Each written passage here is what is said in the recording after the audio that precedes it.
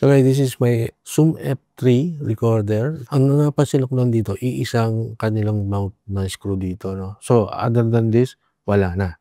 So I think it's better you buy this.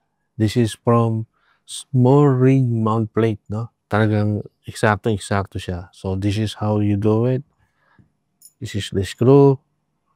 And then, so yan. Tama-tama siya. May protection. Meron pa rin tong strap na kasama dito, no?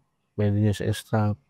And then, marami siyang option. Dito, meron din siya. Ayan. And then, dito, meron din siya. Screw.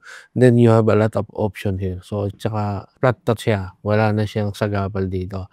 Ang one downside dito, yung battery, tatanggalin mo muna to bago mo siya ilagay. But in my case, I always use yung ganitong power bank. So, ang ginagawa ko dyan, click natin yan, and then open nyo lang, gagamit na siya. Sa akin, bumili rin ako ng isang ganito. This is for power bank also. Pwede nyo siyang ikabit dito. Otherwise, kahit saan dyan, ganyan siya.